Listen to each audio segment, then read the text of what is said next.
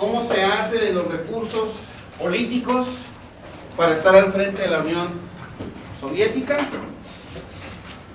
¿Cómo le hace para hacerse el heredero de Lenin?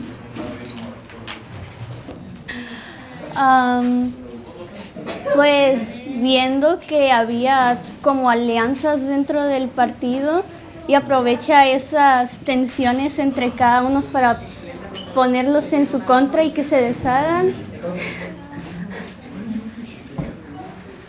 ¿Ya? Sí, no más comentarios. Bien. La estructura del gobierno de la Unión Soviética, ¿no? Todo lo que implicaba a los gobernantes, los ministros, los representantes y demás. Politburo. Para entender la llegada de Stalin al poder, forzosamente tenemos que enfocarnos en las consecuencias de la NEP o la nueva política económica. Fueron de las últimas medidas que implementó Lenin antes de morirse y fue una de estas medidas controversiales dentro de este país. ¿Por qué? ¿En qué consistía la NEP? Las NEP o esta nueva política económica, algunos lo llamaban un salto hacia atrás, porque el Estado controlaba las actividades económicas, principalmente la industrial y la agrícola, pero también con la NEP se estuvieron haciendo concesiones para que algunos grupos del sector privado pudieran utilizar esas tierras o el recurso natural de la Unión Soviética. Y es ahí donde vuelven a surgir los kulaks, que como ustedes recordarán cuando vimos el tema de la Revolución Rusa, pues estas eran las haciendas o las grandes extensiones de tierra que le daban a este grupo privilegiado para que con sus propios medios pudieran generar trabajo y aumentar la producción, porque para finales de 1922 en la Unión Soviética estaban ellos rezagados en producción tanto de alimentos como de materias primas, y se dieron cuenta que la única forma en la que podían tratar de subsanar ese problema era reactivando otra vez la industria privada. Por eso es que hay un descontento con muchos de los seguidores de Lenin, porque dice que bueno, pues precisamente contra eso por lo que se rebelan años atrás, ¿no? Y traerlo de vuelta, aunque sea de una manera temporal, sí genera pues un poco de desacuerdo y de incertidumbre, de que probablemente ya no sea temporal y se quede, y entonces la revolución no tuviera sentido, entre otras corrientes y otras posturas, ¿no?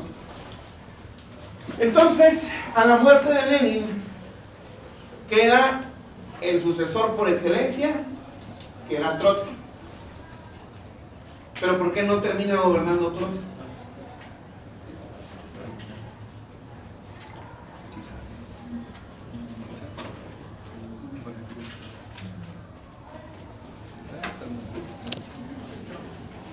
Sí, porque hicieron a Stalin. a Stalin lo describen como salvaje, torpe, incompetente.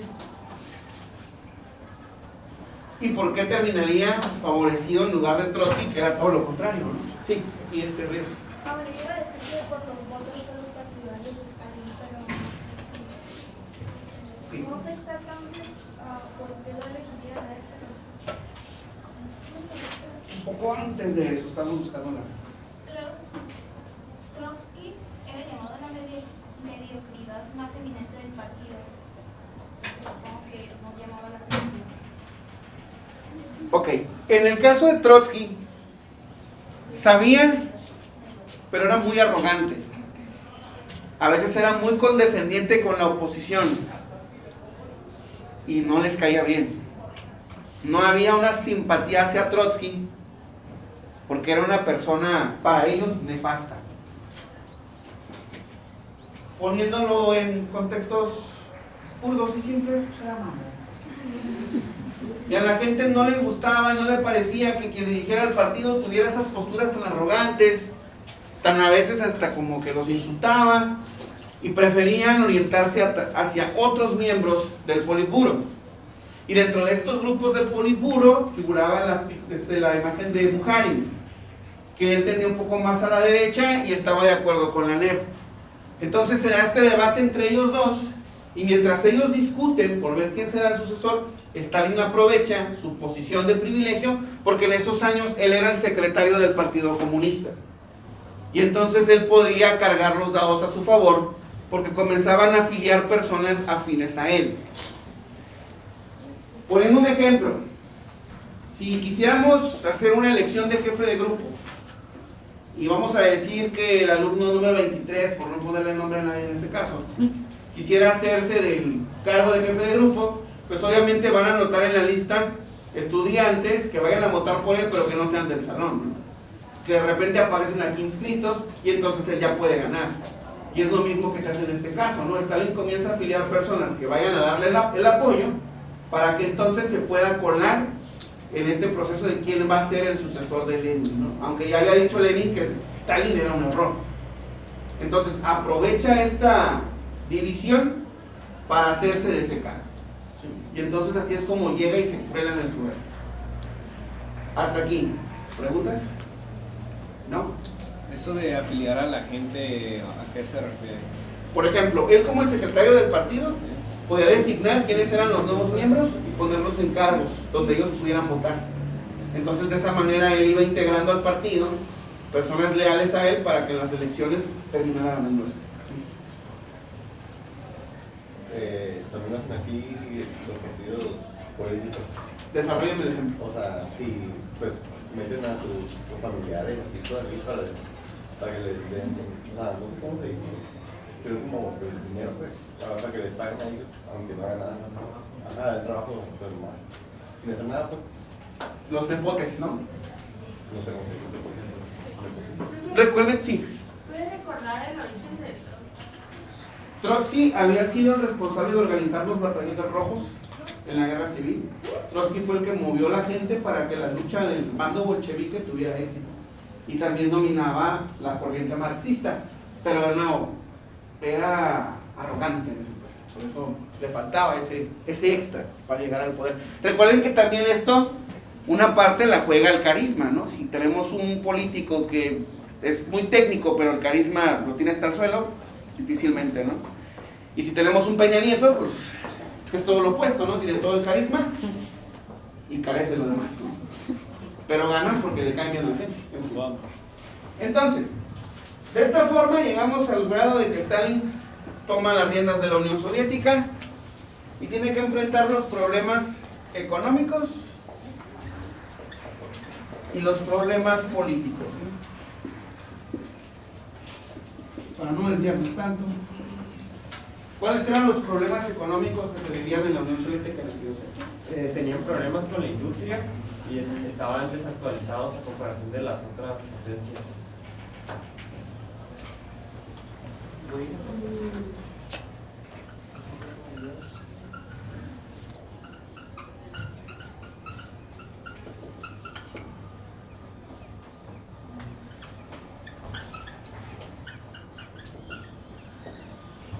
Bien, entonces, ¿cómo le hace para tratar ese problema, dígame?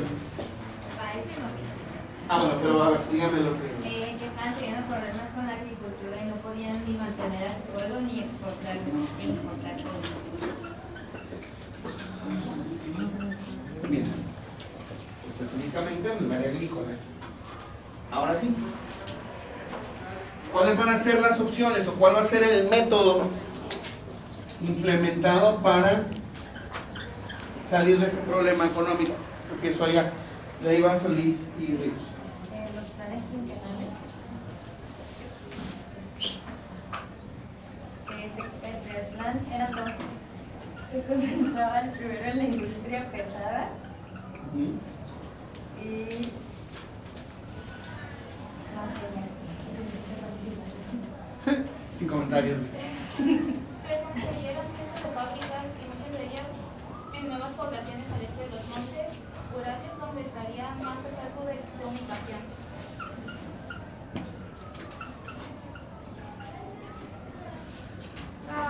mediante la colectivización, creo que se llamaba, unían como las propiedades de las personas para hacer como terrenos más grandes y que fueran de uso común. Muy bien. Sí. También las inversiones eran nada más de rusos, no extranjeras.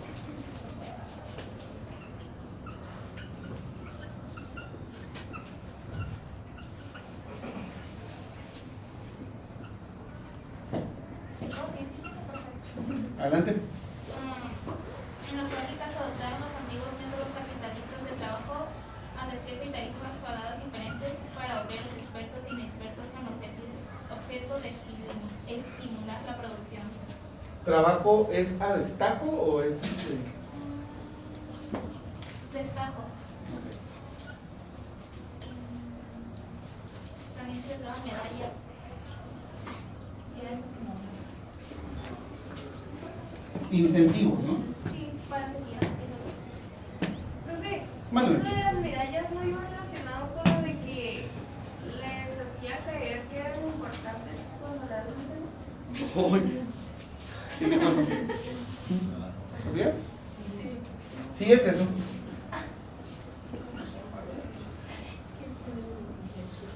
Ahorita vamos a tocar unos temas que pueden rimar con nuestro presente y por eso es importante que ustedes los noten.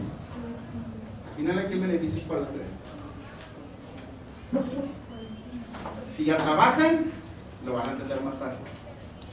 Cuando empiecen a trabajar, si lo saben reconocer, es una buena opción para que cambien. Miren, la primera estrategia que se va a proponer para salir de esta condición de rezago y de poca producción son los planes quinquenales, que no son más que lapsos de 5 años donde se van trazando ciertas metas. Dicen, al cabo de 5 años debemos de haber producido X número de toneladas, tener X número de industrias nuevas, tener estas toneladas de alimento, para que entonces podamos alcanzar a las potencias que nos llevan años de ventaja. Entonces, cada 5 años vamos a estar llegando a esas metas y hay que cumplir. Y para eso hay que motivar a la gente a que trabaje. ¿Y cómo la vamos a motivar? Pues con estas palmaditas en la espalda, que no sirven para nada. Porque de nada sirve que tengas en tu casa una medallita que dice que eres el trabajador más productivo de la empresa si te estás muriendo de hambre o si tu familia no puede costearse alimentos, ni medicamentos, ni una vida digna. Sin embargo, la nación, el proyecto de la Unión Soviética, pues va a ser punta de lanza y demostrar que el socialismo funciona a costa del trabajo de las personas a marchas forzadas. ¿Alguien sabe lo que es el trabajo a destajo?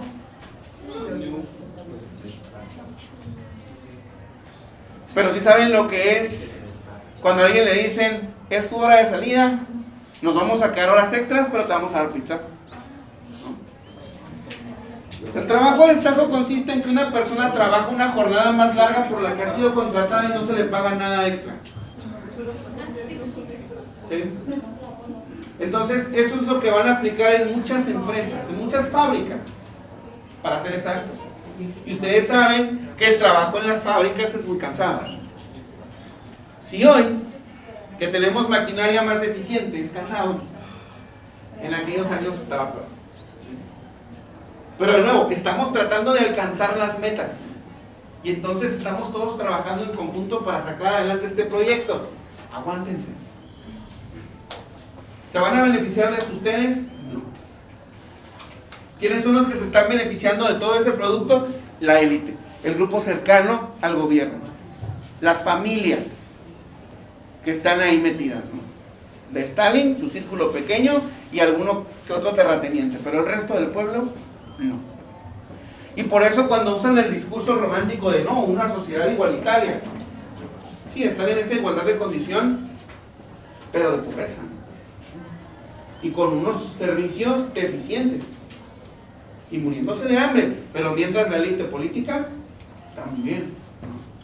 Ahora, el problema con los proyectos quinquenales es que cuando se terminan los 5 años entregan el reporte, pero es un reporte maquillado, porque cuando se hace el análisis se dan cuenta que las cifras que ellos reportaban, sus otros datos, decían que estaban muy bien, que las metas se habían alcanzado y que debían de continuar, cuando la realidad es que eran menos de la mitad de lo que se había proyectado. Pero nadie podía decir que eso era mentira, ¿no? Porque el Estado controla todo. Y pobre de los medios de comunicación que se atrevan a cuestionarlo, porque entonces hay consecuencias y hay consecuencias serias, ¿no? ¿Hasta ahí vamos bien? Sí. Ok, es cierto que hay una industrialización más agresiva, pero ya sabemos en qué condiciones están los trabajadores. Tenemos también la colectivización de la tierra. ¿Qué quiere decir? Que esto hay que quitarlo, ¿no? Entonces, a las personas que poseían estas tierras o estos kulaks, se les van a expropiar sus tierras sin ningún tipo de indemnización. Y aparte, tienen que estar obligados a que todo lo que tenían de reserva de alimento lo tienen que entregar al Estado, sí o sí. Si no quieres entregar la comida que habías guardado para tu familia, para las condiciones del invierno, que a veces era muy fuerte, insoportable, te torturaban hasta que las entregaras, porque mucha gente escondía los alimentos. Si leemos los testimonios de las familias que padecieron este tipo de medidas arbitrarias, vamos a encontrar que lo que hacían era escarbar hoyos en la tierra a varios metros de su casa y esconder comida ahí para entregar una parte del Estado y después tratar de vivir de lo que habían escondido. Si no la entregabas, ¿iban a tu casa? Iban a tu casa, requisaban todo lo que usted tenía y se lo llevaban. Con todos. Todo. ¿Eran como los nazis? Sí. Por eso la gente lo que hacía era esconder, enterrar la comida para que cuando se llevaran lo que había ahí, pues tuvieran algo con qué vivir. Cuando se dieron cuenta que la gente escondía alimento, empezaron a torturar a toda la familia de formas inhumanas para que estuvieran diciendo dónde tenían escondida la comida. Había quien, y lo menciona su texto, prefería quemar sus plantíos y matar a sus animales para no dárselos al Estado. Y también encontramos testimonios de familias que describen cómo tienen que recurrir al canibalismo del invierno porque no hay nada que comer. Pero si vemos los números, el gobierno funciona. Y estamos en desarrollo. Entonces, tanto el discurso oficial que está mostrando los resultados, pues sí está ocultando una realidad en los grupos más vulnerables. ¿Sí? Por eso, hay quien dice, qué bueno que vino Stalin porque nos dio las tierras a todos. Sí, pero en ese inter te estás llevando a otra parte que no tiene cómo solventarse, ¿no? La inversión, decimos que es local. Los países no invierten en la Unión Soviética, ¿por qué? Porque si no existían para el exterior, para eso. ¿Será eso? Bueno, es una manera de verlo. No estamos diciendo que esté mal, está bien, además. Estoy retomando ese punto. ¿Por qué los países como Estados Unidos, por ejemplo, no invertirían en la Unión Soviética? Porque no tenían nada que aportar en este. No les convenía. ¿Por qué no les convenía? Porque No sé. tal vez